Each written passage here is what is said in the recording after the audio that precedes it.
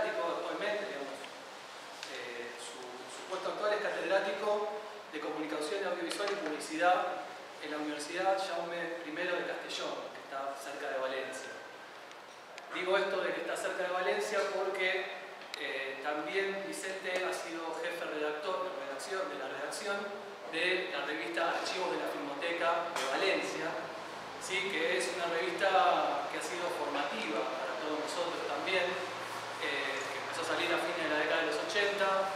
Vicente Benet como jefe de redacción y Vicente Sánchez Biosca, al cual ustedes también deben haber leído en algunas otras materias, era el director de esa revista. Estuvieron 20 años en esa revista, hasta 2012. Llegaron algunos recortes y algunas políticas con ciertos aires de familia, a lo que nosotros estamos viviendo ahora actualmente, y esa revista, que era básicamente un bastión de los estudios sobre cine en lengua española, cerró. Tuvo un periodo más que trataron de tirarla online. Ahora parece que la van a relanzar, pero lo que era la revista en sí, como nosotros la conocíamos como objeto, desapareció. O sea, no está más. Siempre suelen ser turbadoras, ¿no?, para el que las recibe, porque uno no se acaba de creer que es él de quien están hablando. Cuando me invitaron, bueno, quiero por supuesto agradecer a la cátedra, a Carlos, a Pablo y a todos los involucrados en mi viaje a Buenos Aires, que me hayan permitido compartir lo que es mi experiencia como historiador en esta clase, que por lo que tengo entendido es una clase inaugural del curso, en la que en cierto modo se van a explicar los grandes problemas historiográficos, las grandes cuestiones que tienen que ver con el objeto del cine como un objeto que se historiza y que acompaña, digamos, las transformaciones de la sociedad contemporánea. Bien, yo por supuesto no voy a entrar en materia estricta de lo que será el programa de esta asignatura, porque solo soy un invitado que pasa por aquí, pero creo que lo que puedo hacer es aportar lo que es mi visión, que es una visión más, no es una visión que haya que poner por encima de otras, lo que es mi experiencia como historiador, que utiliza fundamentalmente el cine como campo de estudio, o también porque estas migraciones y estas permeabilidades siempre tienen que ver con nuestro itinerario profesional, pues abordamos la imagen en su conjunto, no solo sobre el cine, sino la imagen. Por eso a mí me gusta hablar de mi posición como historiador cultural de las imágenes, no más que historiador del cine, porque en cierto modo yo también me vinculo en mi trabajo y en lo que voy a exponer hoy a una visión un poco más tradicional del historiador. No es la visión del historiador del cine que digamos, centra toda su reflexión y su objeto de estudio en el objeto cine, ¿no?, y en su complejidad, y evita o simplemente no se interesa por otras cuestiones que están orbitando, que están definiendo el objeto cine. Bien, también hablando de esta sesión, pues Pablo me ha dicho que uno de los textos que vais a trabajar y que probablemente habéis leído ya, espero que sí. Otra materia por ahora. Bueno, un texto con el que os toparéis y con el que más o menos pues, aprenderéis una visión del cine que en cierto modo a mí me ha marcado bastante, y solo he sido consciente de eso con el paso de los años. Es este artículo de Rick Altman, ¿no?, que publicamos en la revista Archivos hace ya 20 y tantos años, hace un montón de tiempo, y que es un pequeño texto. Realmente tampoco es un gran artículo muy sesudo, muy teórico sobre la historia del cine, pero plantea 4 o 5 ideas que realmente ponen patas para arriba, por decirlo coloquialmente, vuelven del revés lo que han sido las convenciones en la historia del básicamente, por resumirlo, lo que plantea Altman en su texto es que frente a lo que ha ocurrido tradicionalmente en las lecturas del cine, y por resumir mucho y casi hasta la caricatura, digamos que lo que ha primado ha sido siempre la visión diacrónica, es decir, hacemos un recorrido por la historia del cine que empieza en 1895 y acaba en el presente, y en ese recorrido encontramos una serie de mecanismos, de fórmulas, de sistemas de articulación de las formas expresivas cinematográficas, de su evolución, por utilizar una palabra muy convencional, etc. Bueno, pues siguiendo esta lógica, lo que plantea Altman, lo que intenta revisar, es una visión del cine que en cierto modo establezca cortes sincrónicos. En vez de primar esta visión diacrónica, esta visión panorámica, ¿no?, que recorre un periodo histórico, ser capaces de detenernos en un momento concreto, en un momento histórico específico, y pensar las contradicciones, las tensiones, las disputas que están ocurriendo entre formas de representación, entre funciones del cine, entre uso y consumo del cine, e incluso cómo se está replanteando la naturaleza del cine, ¿no?, en cada uno de estos momentos. Él, desde luego, utiliza dos momentos particularmente decisivos en la historia del cine. Uno es el que ocurre hacia 1910, que es lo que se denomina la crisis de los Nickelodeones, ¿no?, ese momento en el que de repente aparece algo que hasta ese momento no existía en los primeros, digamos, 15 años de la historia del cine, y que eran salas específicas concebidas para proyectar películas, y a partir de ahí todo esto no solo produce una reorganización absoluta de la industria cinematográfica, sino también de las formas expresivas, porque las películas se han de adaptar a una nueva coyuntura. Entre otras cosas, por ejemplo, se han de hacer más largas, y para hacerse más largas han de ser capaces de contar historias interesantes para el público, y para conseguir eso, para conseguir emocionar al público, se dan cuenta de que tienen que, en vez de poner planos estáticos, escenas en las que hay actores interpretando, hay que acercarse, por ejemplo, al rostro de los actores, al modo en el que están expresando emociones, y una vez reflejado esto, conseguir que el espectador, en cierto modo, sienta su proyección, su identificación, su empatía hacia lo que le está pasando al personaje.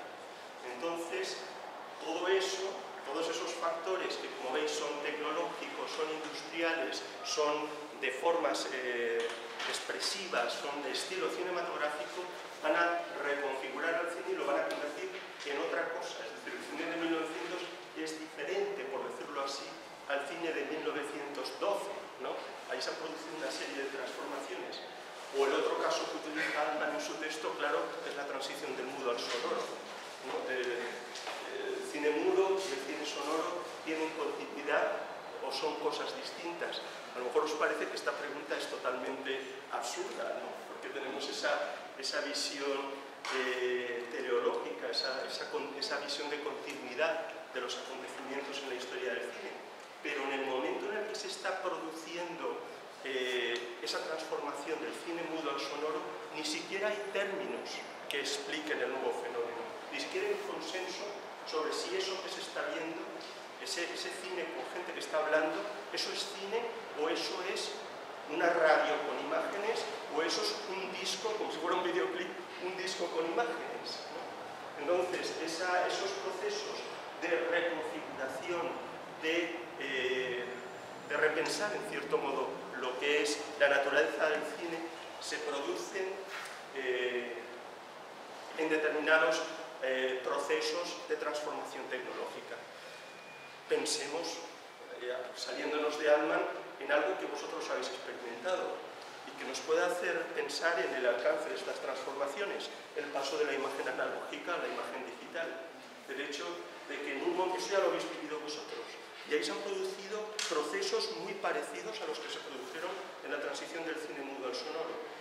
Se tuvo que estandarizar un modelo entre los grandes estudios un modelo de comprensión y codificación de las películas para pasarlas al digital. Ese fue un proceso que ha durado varios años y que no se resolvió hasta que en 2008, si no me equivoco, se reunieron las grandes majors y decidieron que a partir de ahora el cine digital se haría así, se proyectaría así. Y todo esto ha supuesto un cambio en la práctica de hacer cine, ¿no? Es decir, se han tenido que renovar todos los equipos, todos los modos de concebir la producción cinematográfica, la recepción, incluso bueno, pues, ciertas formas de entender la puesta en escena, ¿no? Ahora ya nos estamos acostumbrando, incluso a través de las series televisivas, a ver cosas que hace 20 años eran impensables, ¿no? Esos planos secuencia enloquecidos, estas cosas que vemos ahora en el cine mainstream.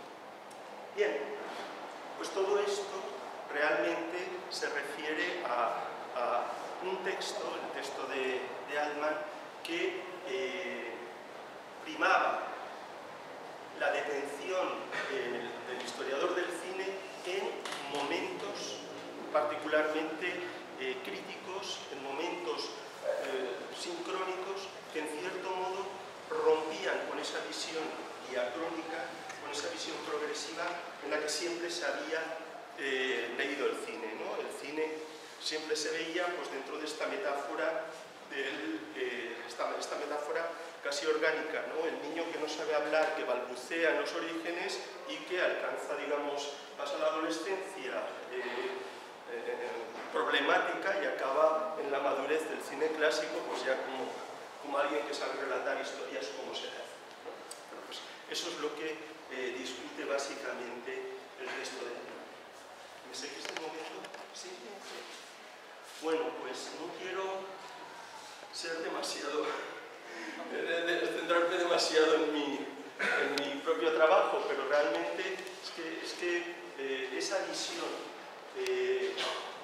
digamos, del modelo de crisis de Altman ha definido una parte de mi trabajo como historiador del cine y sobre todo en estos dos libros que son los que he hecho con esa actitud de realmente intentar cubrir la historia del cine, pero explicarla desde cortes, ¿no? Desde momentos en los que con una particular intensidad se están produciendo estas transformaciones.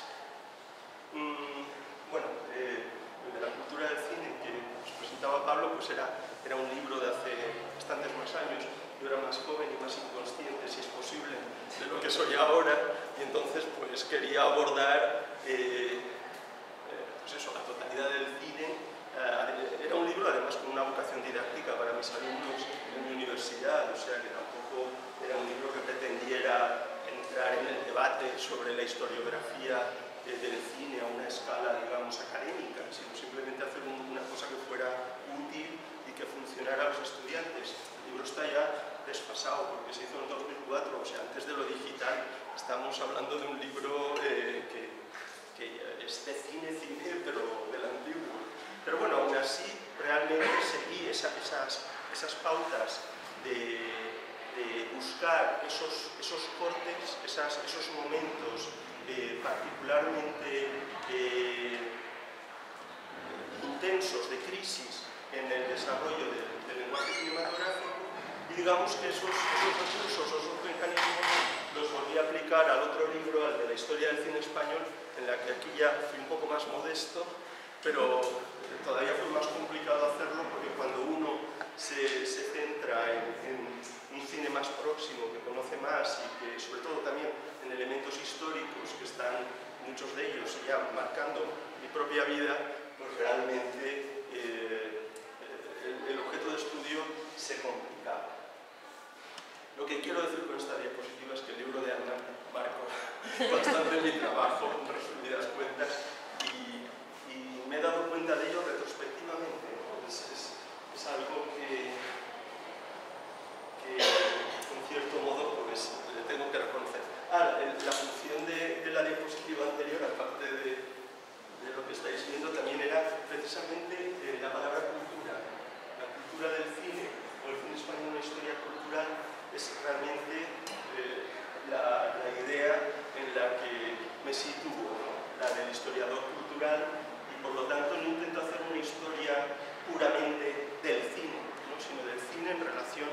los procesos culturales. Entonces aquí vamos a plantearnos eso que quiere decir, cuál es el punto de partida, ¿no?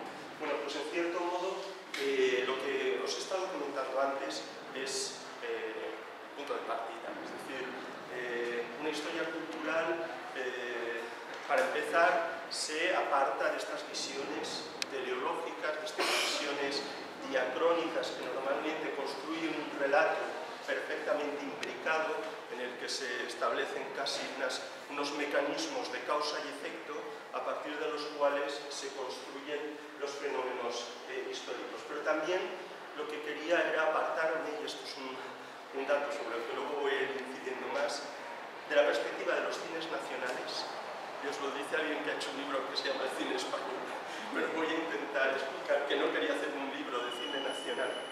Y también apartarme del canon. Me parecía que metodológicamente esta era una cuestión importante. Abandonar la idea de los grandes autores e incluso de las grandes películas, ¿no? Realmente, si queremos entrar en una historia, digamos, cultural del cine, las películas han de alcanzar un estatuto distinto al que tienen convencionalmente en las, digamos, historias estéticas o las historias artísticas del cine. Las películas han de alcanzar un estatuto, avanzo y algo sobre lo que incidiré un poco más adelante, de documento. Y para que las películas sean documento, digamos, no hay que abandonar del todo, pero hay que poner un poco en cuestión la preeminencia de la visión, por decirlo así, estética, de los grandes nombres, de los grandes autores, de las grandes películas, ¿no? que se convierten en el canon. Bien, la otra cuestión es la de dirigirlo hacia este modelo de crisis del que ya he hablado y sobre el que no voy a incidir más, pero tiene que ver con el texto de Alman. Y finalmente, bueno, pues la idea era, cuando esos fenómenos, digamos, que son observados a través de estos cortes sincrónicos, construyen una secuencia de acontecimientos, hacerlo del modo que se vea que esta secuencia es compleja, que no es una secuencia, como decía antes, configurada desde leyes casi de causa y efecto. Se inventa los sistemas de audio, aparece el cine sonoro. No, hay que ver procedimientos más sofisticados. Bien, entonces, ¿dónde se sitúa esta historia cultural del cine, o que es el planteamiento desde el que yo trabajo?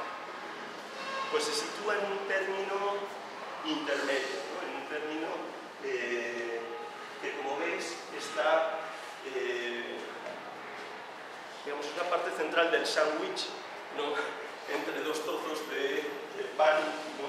Que serían la historia social. ¿No? La historia social es la historia que concibe, bueno, pues, que piensa los procesos de transformación social. ¿No? Los historiadores convencionales, digamos, de esa cuerda, de lo que se conocen en los parámetros de la historia social, pues trabajan. ¿No? Y, es decir, el estudio de los procesos de transformación y cambio social, y entre la historia del estilo, ¿no? Que ya nos metería más cerca de lo que es la historia del arte, la estética, ¿no? Desde una perspectiva histórica, en el que vemos las transformaciones de las formas, los modos de hacer, las prácticas artísticas. Bien, ¿qué quiere decir con esto? Que la historia cultural, por un lado, trabaja, la historia cultural, esto es digamos, una vertiente de la historia que sobre todo se establece desde los años 60, desde lo que se llama el giro cultural, con Clifford Geertz, todo esto, que, digamos, dirigen la investigación histórica no hacia los grandes actores de la historia o hacia las clases sociales, sino hacia las producciones culturales, ¿no? Cómo las producciones culturales, y entre ellas está el cine, pueden servir para explicar los procesos de transformación social. Entonces, desde mi punto de vista, una historia cultural, por un lado, no ha de perder de vista la visión de los procesos sociales que, en cierto modo, permiten entender el cine como un elemento más producciones culturales de cada momento histórico, pero por otro lado adentrar en la especificidad del cine, ¿no? En sus rasgos particulares, estilísticos y en estilo, de nuevo, concibiendo el estilo casi como la práctica artística, más allá de lo buena, mala que pueda resultar, ¿no? De lo estéticamente válida o inválida de la que pueda resultar. Bueno, pues en ese espacio intermedio es donde se sitúa la historia cultural. Voy a explicar esto con un poquito más de detalle a continuación. Bien, bueno, pues esto sería el gran invento, ¿no? Resumido, ¿no? Este es el jamón con queso y estos son los dos trozos de pan. Ahí estamos, digamos, intentando definir ese terreno que, como veis, está subordinado y al mismo tiempo se construye en compañía de los otros dos. Bien, ahora permitidme que un poquito, no voy a extenderme mucho en esto, que podríamos estar hablando horas y horas, pero permitidme que entre un poquito en el bocadillo, ¿no? Vamos a ver el pan de la parte superior, ¿no? Es la historia social, ¿no? ¿Qué estudia la historia social del cine? Porque hay muchos historiadores que trabajan estos aspectos, ¿no? Pues trabajan las relaciones del cine y la sociedad, muchas veces desde lo que son las coyunturas políticas, sociales o económicas, ¿no? Mucha historia, por ejemplo, por hablar del cine latinoamericano, por ejemplo, las que se hacían en los años 70, del cine del tercer mundo, tenía que ver con explicaciones del cine en función de contextos políticos y sociales, ¿no? Y esa era una de las vías, digamos, habituales de la historia social del cine. También el estudio de los públicos, ¿no? Con una vertiente hacia sociología, cada vez desde los años 80-90 se ha puesto también muy en boga como una vertiente más del cine, digamos, de la historia social del cine, el estudio de los públicos. También la configuración de las industrias culturales, ¿no? El hecho de que el cine en realidad se explica dentro de un marco de producciones culturales que, bueno, pues que cumplen determinadas funciones, ¿no? Sobre todo en la época contemporánea, pues las grandes productoras son parte de grandes holdings mediáticos en los que intervienen muchas empresas de distinta naturaleza, de prensa, de alimentación, etc. Formas de sociabilidad vinculadas al cine, esto también es un tema bastante habitual, o ya en gran medida la relación del cine con ideologías o mentalidades en determinados contextos históricos. Bien, no voy a entrar mucho más, pero solo para distinguir lo que son las características de este aspecto. ¿Qué hacemos los que nos dedicamos a lo de la historia cultural? Pues realmente entender los productos culturales, entre ellos el cine, como el resultado de un proceso de simbolización o de puesta en discurso de lo que son, y aquí cito a Goethe casi literalmente, ideas, valores y actitudes de un marco social, ¿no? Las que están circulando, las que lo están construyendo y condicionando. Entonces, realmente lo que vemos es, cuando vemos una película, lo que intentamos es ver qué deseos, tensiones, angustias, ideas, valores encierra que puedan servirnos para explicar la sociedad. Entonces, aquí ya empieza la palabra clave a la que me he referido antes. Entonces, ¿cuál es nuestro objeto de estudio? Las películas. Cualquier película, ¿no? No las del canon necesariamente. Pueden ser las películas del santo de los luchadores enmascarados mexicanas, porque nos van a dar mucha información, o las películas de tangos, ¿no? ¿Por qué? Porque al entrar en ellas, aparte indistintamente de la valoración que se puedan hacer, eso desde luego me parece que es una cuestión imprescindible, dentro de ellas lo que tenemos es que buscar su valor como documentos que reflejan reflejan precisamente esas tensiones, esos procesos de simbolización, esas puestas en discurso de una época. Tenemos que saber detectar en las películas esos elementos. Pero ¿cómo se hace esto? Esto no se hace citando películas y ya está, o simplemente dejando caer ciertos títulos, ciertos nombres. Eso se hace entrando en las películas, entrando en su textualidad, pensándolas y analizándolas, ¿no? Y para establecer una mínima metodología de lo que es esa entrada en las películas, hay que tener siempre en cuenta que las películas responden a un contexto, en el sentido más amplio de la palabra, no solo social, sino también de condiciones de producción, de modas que se han configurado a escala transnacional, de muchas cosas, ¿no? Responden también a un intertexto. Las películas, sobre todo los productos culturales, están dialogando con otras películas o con otras producciones que se están mostrando eficaces, que están teniendo éxito, que están siendo consumidas por el espectador para intentar copiar o contestar esos modelos. Y después, lógicamente, el espacio donde vamos a encontrar dentro de la textualidad de las películas esos valores reflejados es en la enunciación.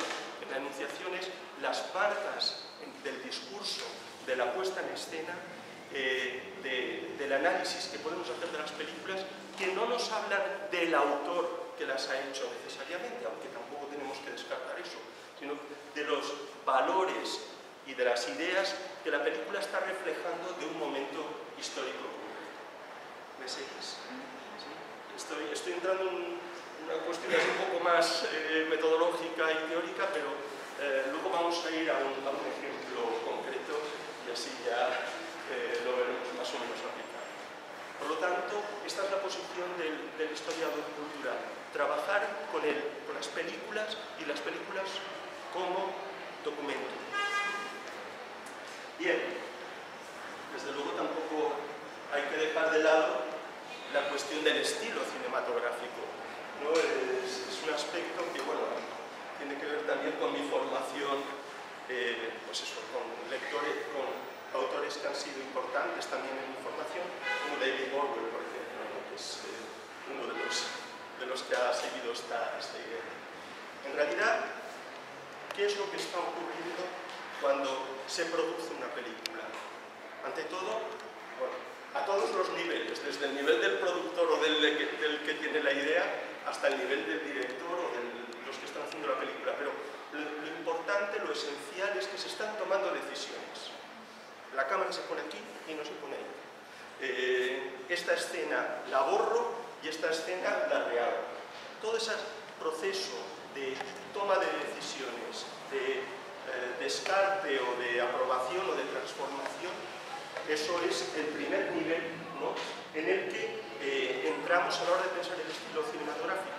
El estilo cinematográfico es básicamente un proceso de toma de decisiones y hemos de entender por qué se toma, por qué unas cosas aparecen y unas cosas desaparecen, ¿no? Ese es uno de los primeros elementos.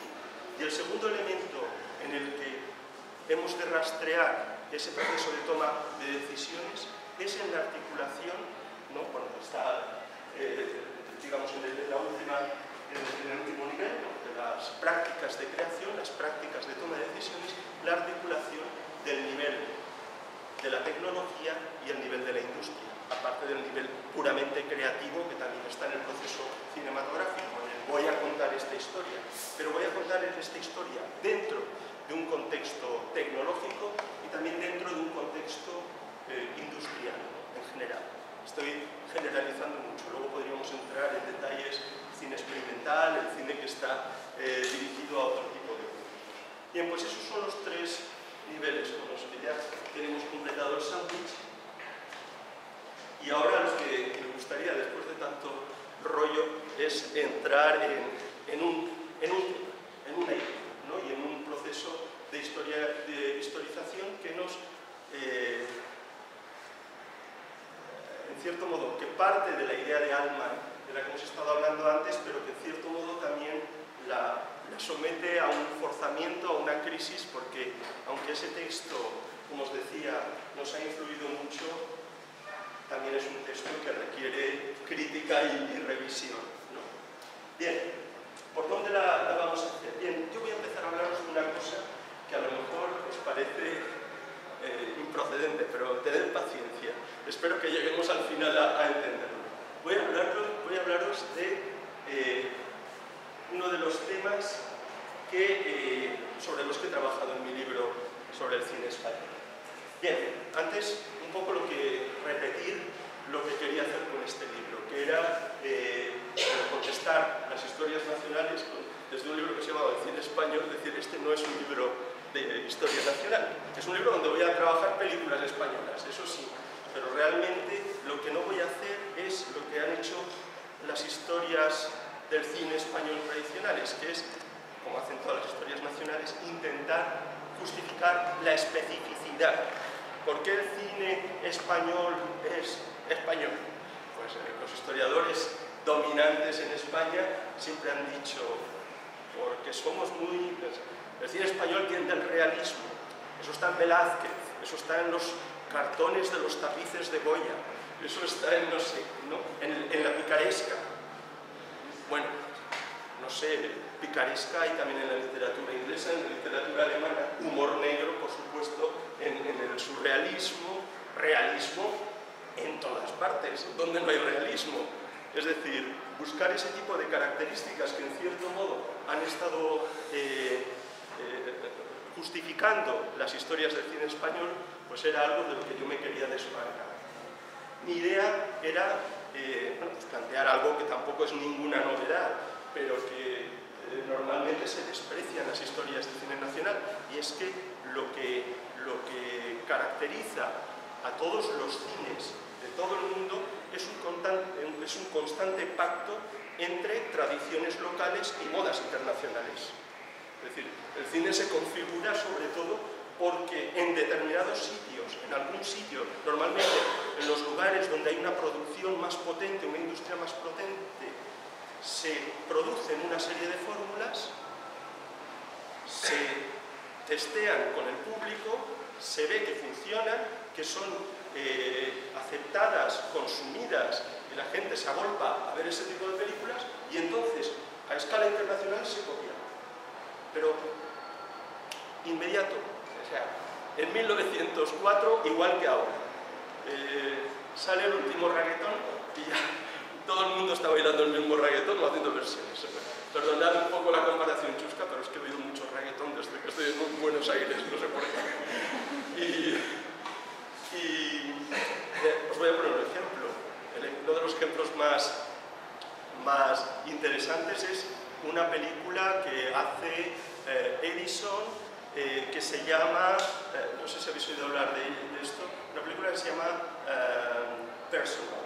Es una película en la que se cuenta la historia de un tipo, es una película de 1904, es un tipo que anunció en un periódico buscando novia, ¿no? Entonces, el primer plano de la película es el tipo escribiendo la carta, el segundo plano el tipo se pone una flor porque va a citar a la posible novia que acuda al anuncio del periódico en un parque, junto a una fuente, se pone una flor para que le reconozca, va al parque, se aproximan un par de mujeres, las saluda, pero resulta que no son ellas, y al final empiezan a llegar mujeres, y más mujeres, y más mujeres, y llegan, yo qué sé, 200 mujeres, y entonces el tipo entra en pánico y empieza a correr, y las mujeres lo empiezan a perseguir, y toda la película es la persecución, como en Seven Chances, la película de Buster Keaton, ¿no? Bueno, toda la película es eso. Bien, esa película rompió las taquillas en 1904.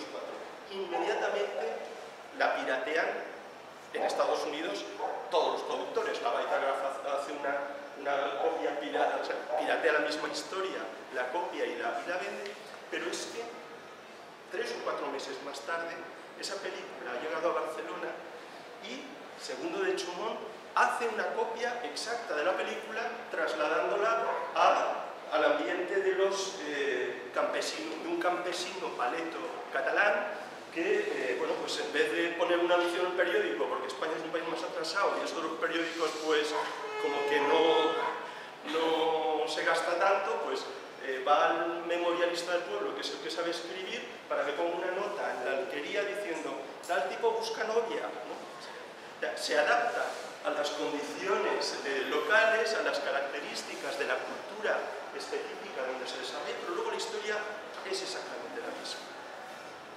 Hecha un poquito más cutre, pero la misma, ¿no? Entonces, lo que quiero que veáis es que esta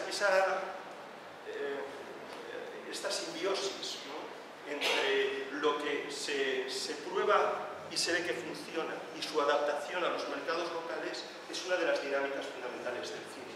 Y normalmente en las historias nacionales esto se olvida, ¿no?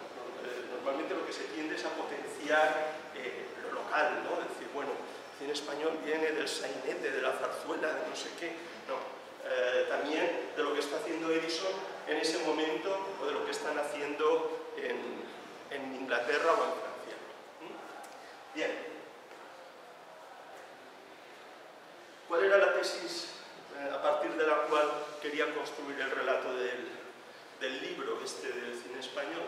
Pues básicamente una tesis también muy simple, pero que había que cotejarla con las películas. Y es que el cine era un medio privilegiado para entender los procesos y, digamos, las tensiones, muchas de ellas todavía no resueltas, de la instauración de la modernidad en España. Que en España entraran los valores y las ideas de la modernidad, pues en cierto modo se reflejaba de una manera bastante clara en el cine, y las distintas fases históricas de España, desde que existe el cine, digamos, la parte, digamos, de los años 10, años 20, la guerra civil, el franquismo, la transición, todas estas cosas, de cierto modo, encontraban en el cine mecanismos de condensación, de cristalización de estos valores, de estas ideas, que lo convertían en un espacio ideal para entender estos procesos históricos de transformación.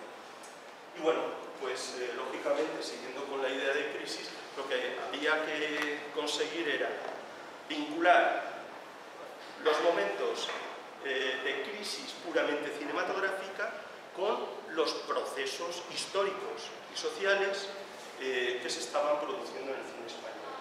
O sea, que estaban determinando el contexto del cine español. Voy a poneros el ejemplo, como Alma va a lo fácil, yo también voy a ir a lo fácil, pero en él habla del Nickelodeon y de la transición del mudo al sonoro, eso es incontestable, pues yo también voy a ir a algo bastante incontestable, que es la idea, la configuración de la españolada, de la españolada en el cine. La españolada es un término que probablemente habéis oído hablar de la españolada, ¿no? ¿Con qué identificáis la españolada normalmente? ¿Os suena algo? ¿A Manolo Escobar? ¿Os suena Manolo Escobar?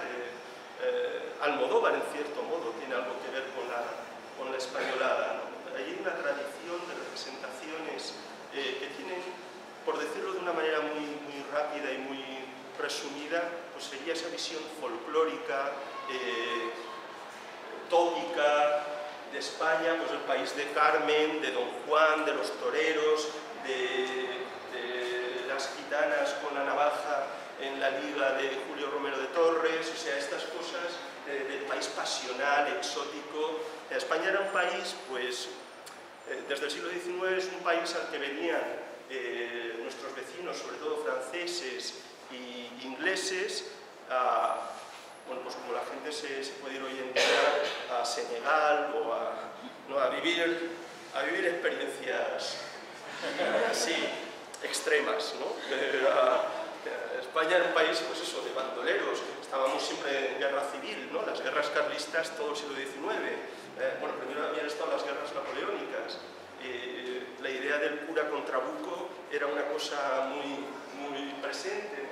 Y los bandoleros, insisto. Entonces, claro, el romanticismo, veía el romanticismo que los franceses, los alemanes, los ingleses, pues ya vivían en ciudades industrializadas, modernas y todo eso, pues se aburrían ahí y decían, no, la vida auténtica se vive en países como España, y ahí es donde con un poco de suerte me cogen unos bandoleros y me secuestran, ¿no? Entonces, esa era un poco la visión que sirve para, pues, Mérimée escribe Carmen en los años 40, y Carmen, como sabéis, pues tiene luego una ópera y es uno de esos temas en los que se puede recoger esto, o Edouard Manet, ¿no?, que es uno de los grandes pintores franceses, pues se viene a España, se va al Museo del Prado, que es lo que hacen todos, ¿no?, para ver Velázquez y todo esto, pero después se van a las corridas de toros y dicen, pero qué brutos que son estos españoles, ¿no? Pero a partir de entonces se dedica a pintar toreros. Y esto es un elemento que marca la construcción imaginaria de España como un país exótico, ¿no?, un país orientalizado también. Y bueno, esta idea de la españolada además se trabaja de una manera muy particularmente intensa en Francia, porque Napoleón III se casa con una española que es Eugenia de Montijo, y entonces se pone de moda la españolada, ¿no?, que es, pues eso, en París empiezan a aparecer tablaos donde se baila el bolero, danzas, cosas así, ¿no?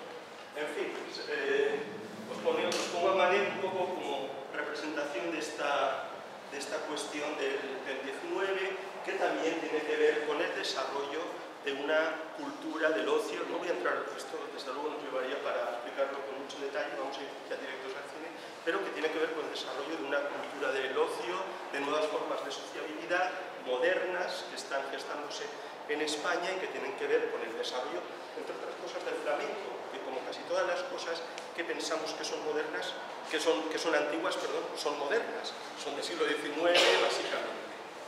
Bien.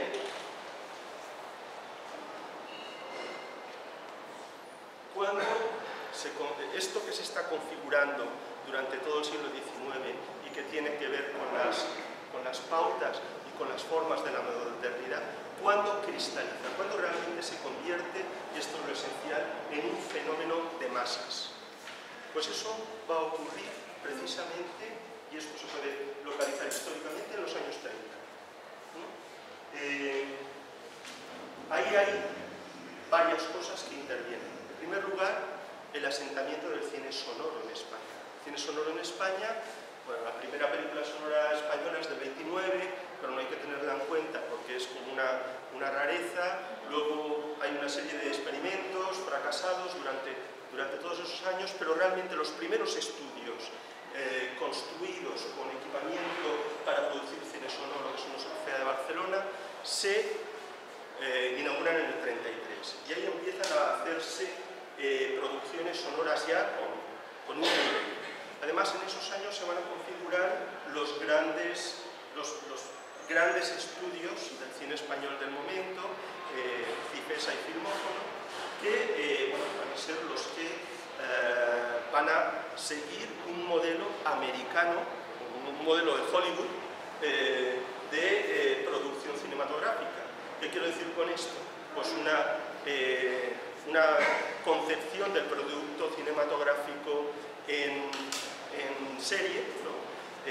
Con estrellas, con revistas que promocionan sus estrellas y sus revistas, con un marketing profesionalizado. No sé, por contaros una experiencia, me estoy enrollando mucho. Una experiencia que acabo de vivir es que ayer estuve toda la tarde en la ENERC y en la biblioteca, estuve revisando revistas de los años 30 y me quedé fascinado porque una de estas compañías de las que os hablaba, Cipesa, abre su delegación en Buenos Aires en abril del 36. En abril, a mediados de abril, ¿no? Hay una noticia que dice vamos a abrirlo en el siguiente número de la revista, del Heraldo, por ejemplo, o el Imparcial, se llama, la que es como para Eti, ¿no? Pues ya están estrenando la primera película. Y en un momento determinado la publicidad de estos es como la de la Metro, vamos, a toda página, o sea que había ahí una concepción del negocio cinematográfico totalmente profesionalizado. Por desgracia eso va a durar 3 meses, porque empieza la guerra civil y se acabó Cifesa, pero bueno, las tragedias que pasan en España. Por lo tanto, por un lado tenemos esa definición desde el cine, digamos, puramente sonoro, ¿no? Que ya empieza en el 33, pero el cine sonoro está muy vinculado al desarrollo de 2 industrias paralelas. En cierto modo, el cine se hace sonoro por el crecimiento exponencial de la radio y de la industria discográfica, ¿no? Como bien sabéis. Entonces, ahí se están produciendo masivamente discos, música, que va a determinar la construcción del primer cine sonoro. Y luego, pues también hay que vincular esto a que esto se produce en un momento muy particular de la historia de España, que es la Segunda República.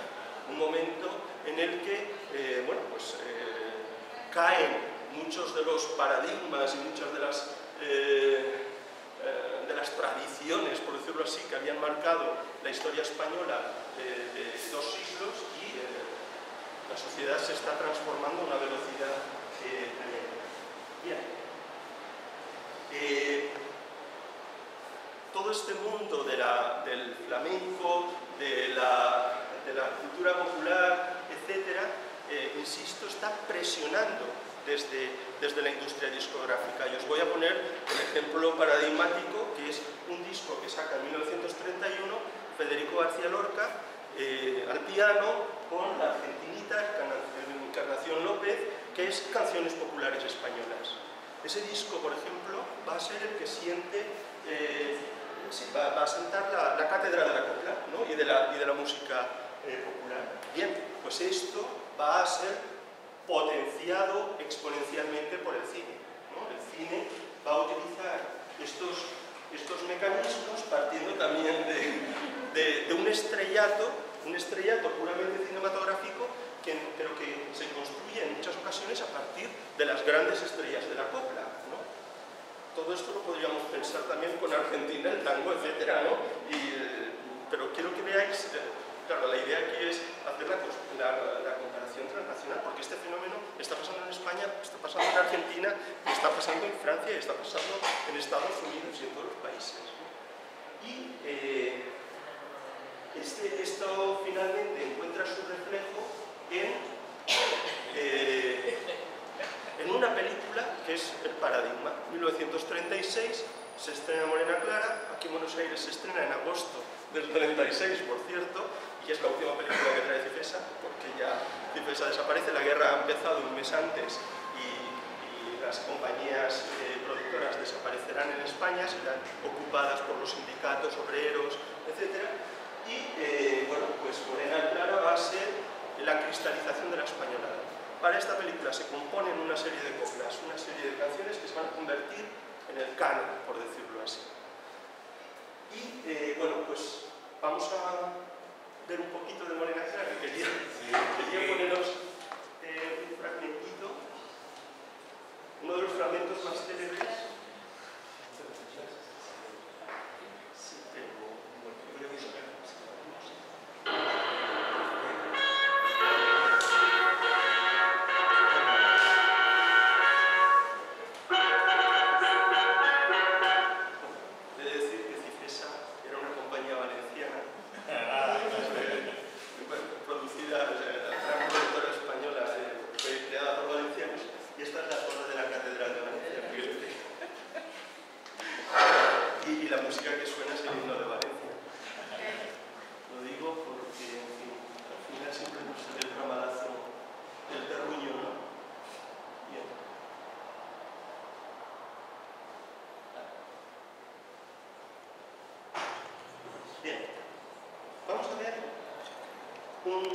Un fragmento casi cerrado de la película. Simplemente os ubico muy rápidamente en lo que está pasando. Esta es una película, comedia musical, por decirlo así, pero folclórica, de coplas. Es la historia de 2 hermanos gitanos, Trini y Regalito, que se dedican a estafar, les pillan la Guardia Civil porque roban unos jamones. Bueno, no los roban realmente, engañan un poco, intentan venderle al dueño de unos jamones sus propios jamones, ¿no? Total, que los pilla la Guardia Civil, los llevan a juicio, se produce una escena de juicio totalmente delirante en la que, digamos que estos gitanos están, como decimos en España, vacilándole o sea, contestando de una manera descarada al juez y a todo esto. Es una historia, además, en la que al final hay un fiscal, aristócrata, andaluz, que acabará enamorado de la gitana. Quiero que penséis aquí en cosas que son inconcebibles, a no ser que pensemos en el contexto de la República. Al final acaba siendo una historia de amor interracial entre un payo y una gitana, que rompe además la idea de clases sociales, porque es un aristócrata y una vagabunda, y digamos todos estos elementos son impensables en un contexto que no sea el de la Segunda República, ¿no? Y lo que vamos a ver ahora es un fragmento en el que, bueno, pues vamos a ver dos números musicales. Uno es El Vito, una canción muy típica que recoge Lorca en su disco de canciones populares españolas, y el otro es Échale guindas al pavo. Bueno, el caso es que estas dos escenas están ubicadas en lo que sería el primer tercio de la película, y como veis forman parte del mismo segmento en el que se describe una fiesta de las Cruces de Mayo en Sevilla.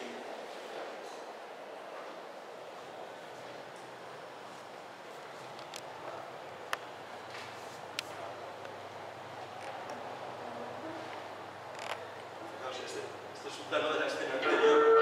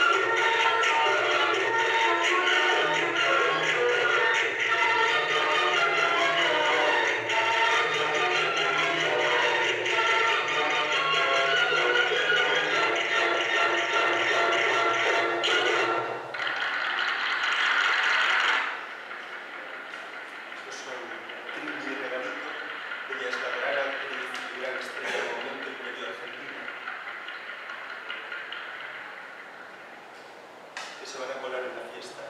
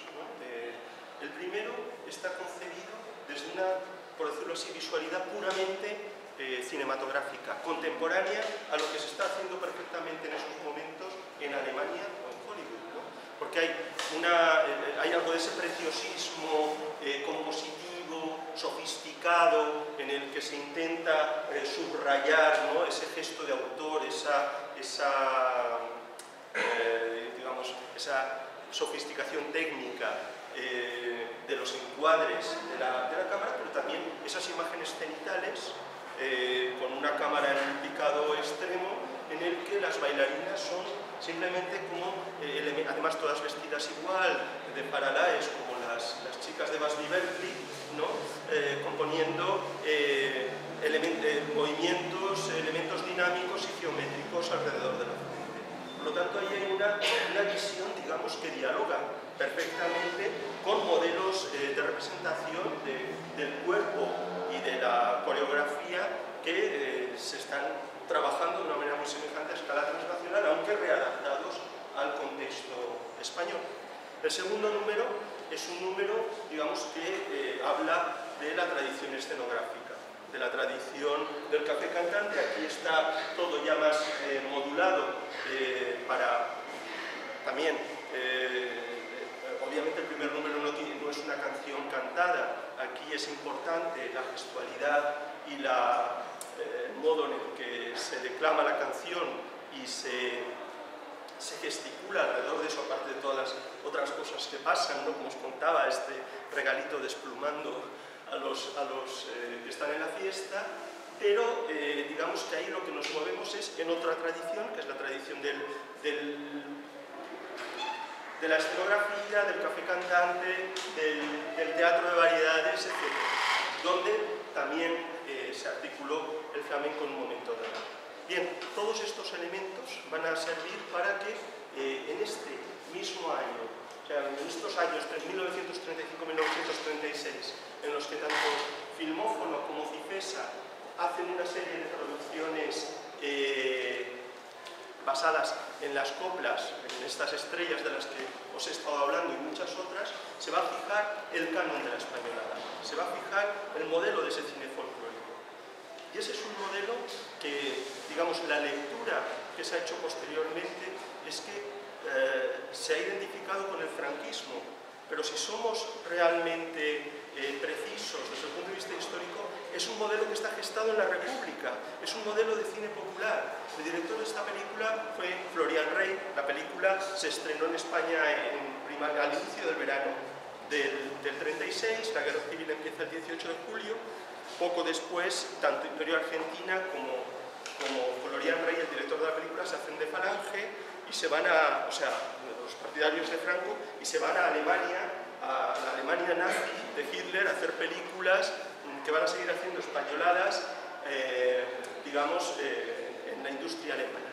Pero lo que es interesante es que cuando acaba la guerra civil y Florian Rey y Imperio Argentina vuelven, bueno, Florian Rey tiene que pedir perdón por haber hecho españoladas y decir que él no hacía españoladas, que él lo que hacía era el cine que es nuestro, pero no españoladas, porque realmente el concepto de españolada estaba vinculado a ese tipo de entretenimiento popular y de construcción de identidades que en cierto modo cuestionaban, ¿no? Como la escena del juicio que os contaba antes, las jerarquías sociales que definían la España contemporánea.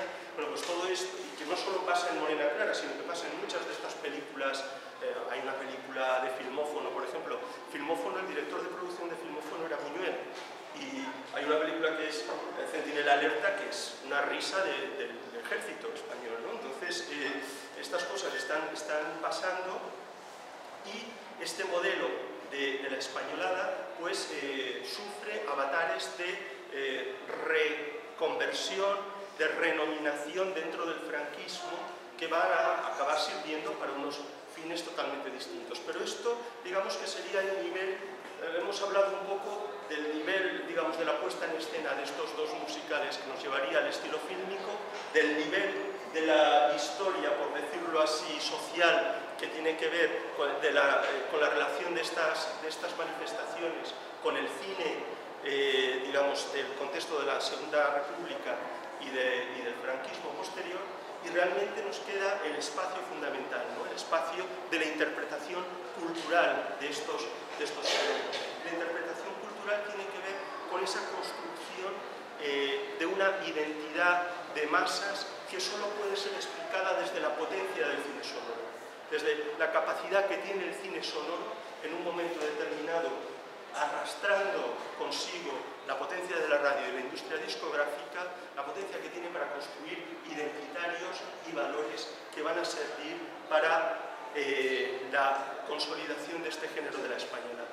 Es decir, solo desde la posibilidad de que exista este cine sonoro en este contexto preciso y con el impulso de la radio y de la industria discográfica, podemos entender la auténtica proyección cultural de estas películas.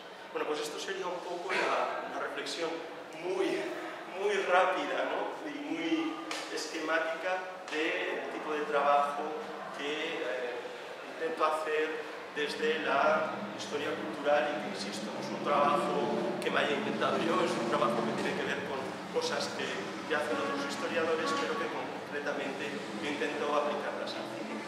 Pero digamos, la idea es relativamente simple, creo yo. Uno está tratando de cosas que realmente están pensadas o las añade en su interpretación y en su análisis. Bueno, va por ahí la pregunta, ¿no?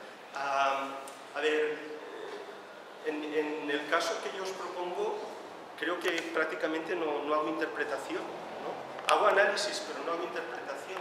Es decir, me parece que el trabajo que hacemos o que intento hacer como historiador no es el trabajo del teórico, del analista, de la imagen que interpreta.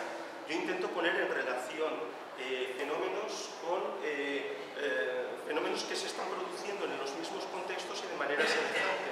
Es decir, cuando digo que la escena del baile, del mito, remite a cosas que se están haciendo en Alemania por un lado, pero también en Hollywood al mismo tiempo, es un hecho, ¿no? Podemos ver escenas comparables. Entonces, me interesa mucho esta pregunta porque yo creo que el trabajo del historiador es el de vincular toda interpretación a hechos que puedan ser comparados, no a teorías que uno pueda... ¿Queda fuera la intencionalidad del autor por ahí de la película, del director? Claro, pero es que la intencionalidad del director es secundaria para el historiador, porque lo importante es la película como documento. O sea, la verdad es que este es un largo debate que nos llevaría al estructuralismo aparte y todas estas cosas, ¿no? Pero por eso hablo del problema de la enunciación.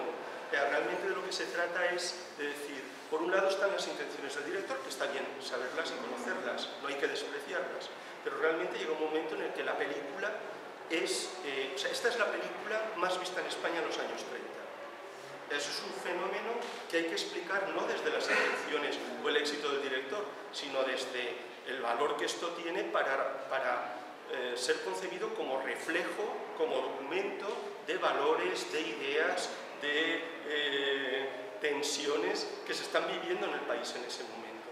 En ese momento es cuando se configura como documento. Si hacemos una historia de directores, si hacemos un libro sobre Florian Rey o sobre Imperio Argentina, entonces, desde luego, lo que hacen tiene más peso. Pero para el historiador cultural, por eso también os decía al principio, yo os digo lo que yo hago, que no quiere decir que es una vía más, ¿no? Pero para el tipo de trabajo que yo hago, la intención del director está bien conocerla, pero no es decisiva, ¿no? Porque la intención de Florian Rey cuando hace esta película igual no me interesa tanto como el resultado social y la proyección social que tiene, y luego las tensiones que revelan sus decisiones como cineasta desde el estilo fílmico. Florian Rey decía, yo no hago españoladas, ¿no? Pero vamos, esto para mí es la esencia de la españolada y tengo que explicar por qué, porque ahí se reflejan precisamente esas tensiones que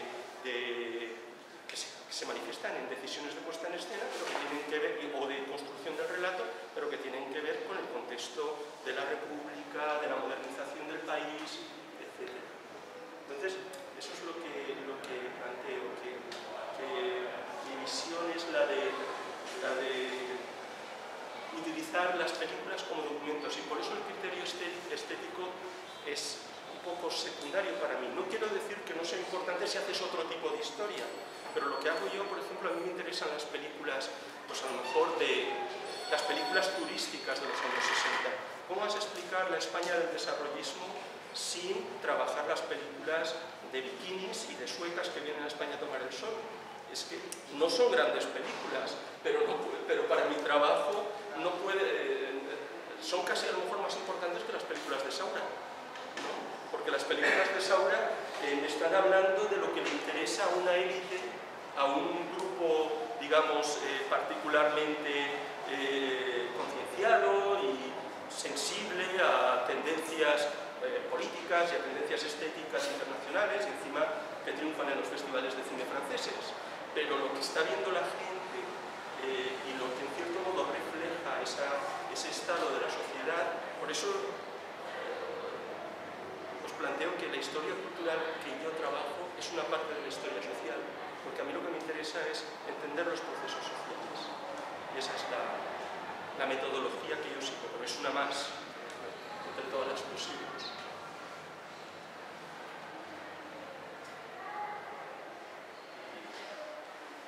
Y bueno, pues, sin nada más, encantado. A mí me parece que, Vicente, varias cuestiones que se desprenden, bueno, como bien señaló Vicente, esta es la primera clase, y llamativamente que está dando los temas el Vicente, y también mientras lo está... Realmente mi proyecto para los próximos años es escribir un libro sobre un año, que el año es 1936, el año de Morena Clara. ¿Por qué?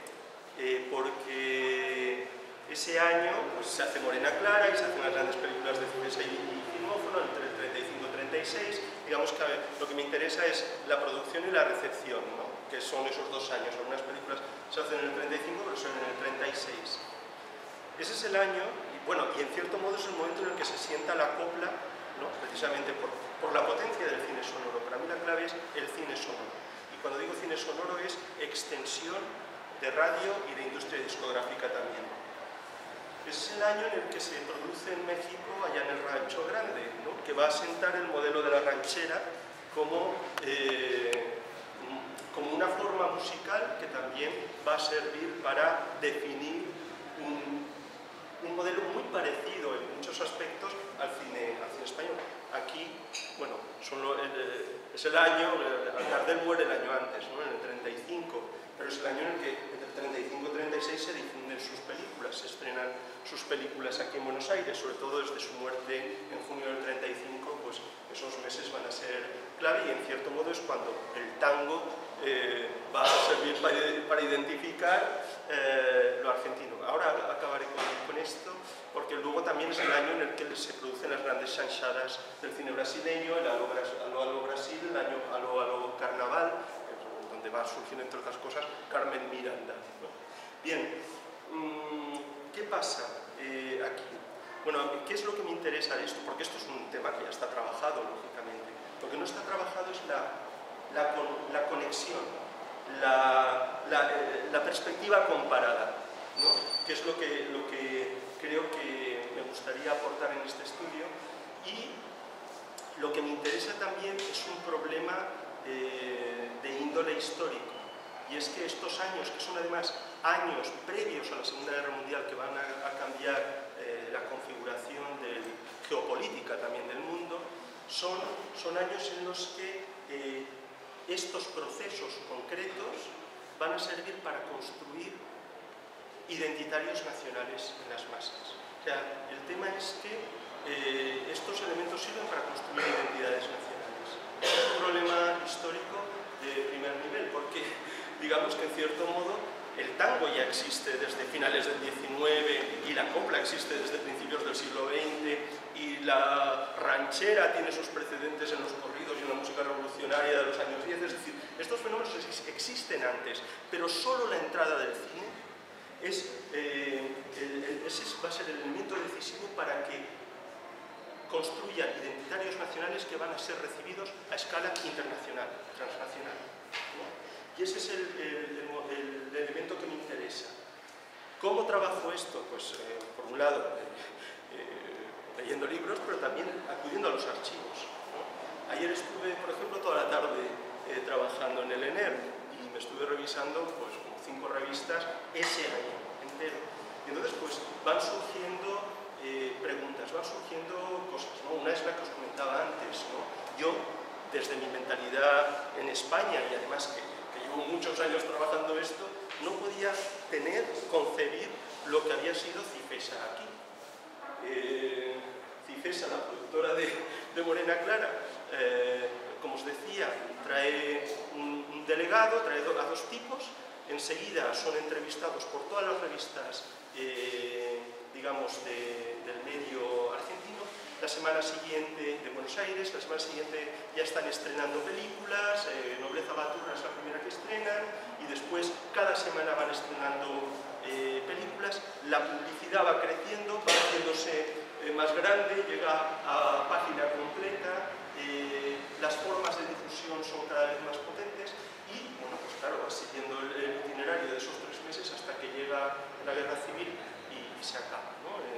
Entonces, bueno, ¿qué vas aprendiendo? Pues vas aprendiendo la recepción de las películas, el impacto que tienen y también las estrategias para venderlas, para hacerlas objeto de consumo, y el historiador ha de trabajar con el archivo, aparte de con las películas, ¿no?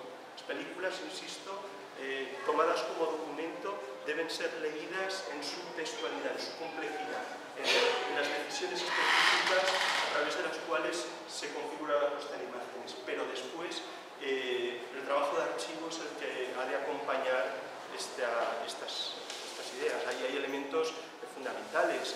Muchas de estas configuraciones de identidades nacionales tienen que ver con regímenes, digamos, populistas, pues en México de Cárdenas, por ejemplo, ¿no? Bien, las relecturas de la revolución en la época de Cárdenas, en España, como os acabo de contar, la guerra civil. O sea, todas estas cosas han de ser conocidas, ¿no? Y esto también se ha de reflejar en el análisis de documentos, de la administración, en documentos de censura, si la hay. O sea, ahí hay muchos elementos que tienen que apoyar esa visión documental de las películas. O sea, las películas son un elemento muy importante, la fijación textual de la película, es decir, el análisis filológico de la película, porque en una película podemos tener 3 o 4 versiones distintas y tenemos que saber si es posible, que muchas veces no es posible, cuál es la versión que se vio y dónde se vio, porque esto complica las cosas, pero un historiador ha de entrar en estas cuestiones, porque al final eso es lo que nos va a permitir afinar al máximo nuestra lectura. Así que sí, esos son los elementos básicos, ¿no?, de este trabajo. ¿Alguna pregunta, María? Totalmente. Muy pertinentes y muy complejas. Enseguida, a ver, voy a intentar responderlo con 2 hachazos y perdonar, porque ya veis que yo soy muy brillante construyendo metáforas y la del sándwich va a quedar aquí el legado que dejo de los estudiantes de cine. Pero bueno, sobre la primera pregunta, en 2 palabras, la diferencia entre los estudios culturales y la historia cultural básicamente es que en la historia cultural, valga la redundancia, la posición es la de un historiador, y en los estudios culturales, digamos que lo que prima en la parte superior del sándwich es un planteamiento teórico, ¿no? Es decir, un estudio cultural que aborda, qué sé yo, el cine desde la perspectiva de género, o desde la perspectiva queer, o desde cualquier elemento, digamos, que en las modas académicas, pues, en un momento determinado, esté más subrayado, pues va a dirigir la interpretación en esas vías. Me parece muy valioso el trabajo que se hace desde los estudios culturales, que en cierto modo pues, tienen una tradición ya muy larga, una tradición que proviene del postestructuralismo y de todos estos movimientos. Y bueno, ahí lo que prima es utilizar las películas como armazón de una concepción teórica. Las películas no tienen el valor de documento, que es el que intento trabajar yo, pero vamos, es el espacio de la interpretación y de la unidumbre de sobre todo lecturas ideológicas y también pues, filosóficas, o como queramos decirlo, de los grandes interrogantes contemporáneos. La segunda pregunta es o sea, al final yo tuve que negociar esto para el cine español, porque yo decía, yo no puedo hacer una historia que que no es nacional, pero una historia del cine español, hablando de Manolo Escobar solo. Yo tengo que hablar de Carlos Saura, tengo que hablar de Víctor Erice, ¿no? Evidentemente, ese canon estético, ese canon ha de ser considerado. Yo no lo dejo de lado. Lo que pasa es que lo pongo al mismo nivel que las otras películas y, bueno, precisamente lo que es interesante es que si a lo mejor el público no va a ver estas películas, digamos, estéticamente más ricas y más productivas para el análisis, muchas veces pues sí que son películas que revelan una recepción en festivales, en la crítica, en la academia, que hace que sean, que deban ser tenidas en cuenta, ¿no? Porque también están respondiendo a síntomas de un contexto determinado. Por lo tanto, hay que negociar con ello. Hay que ser respetuoso también con los cánones, porque al fin y al cabo hay una serie de películas y de autores que se convierten en paradigmáticos, pero no son la base del libro, son el elemento que acompaña la vida de los